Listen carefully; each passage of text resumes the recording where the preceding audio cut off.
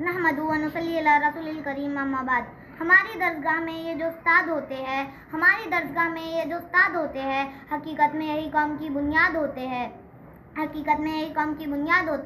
तूने रुदाद हम जब भी किसी की कामयाबी की, हर एक रुदाद में मरकज़ रुदाद होते हैं। यही रखते हैं शहर इल्म की राह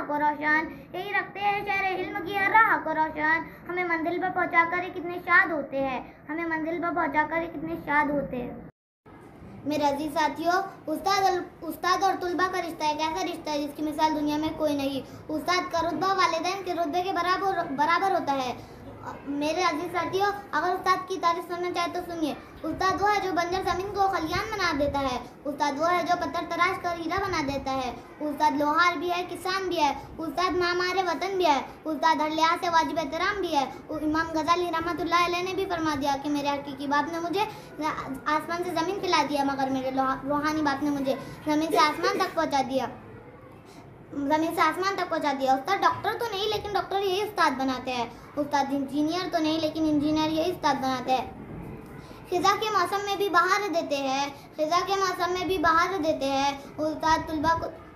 उस्ताद तरबियत से तुलबा को निखार देते हैं।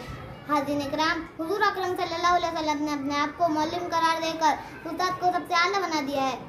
इस्लाम ने उस्ताद को रूहानी बाप करार दिया। बल्कि मेरा तो ये दावा है कि जिस तरह सूरज को चमक की ज़रूरत होती है, फूलों को महक की और चाँद को दमक की और रूह को जिस्म की ज़रूरत होती है, इसी तरह माशरे को उस्ताद की ज़रूरत होती है। अब आखिर में मैं तमाम तुलबा की तरफ से खड़े होकर अपने तमाम टीचर को जिन्होंने आज तक मुझे एक लफ्ज़ भी पढ़ाया, उन सबको सलाम पेश करती हूँ। अब आखिर में मैं शेर के साथ अपनी जगह लेना चाहती हूँ। देखा ना कोहो कोई फरहाद के बगैर, आता नहीं है फन कोई उस्ताद के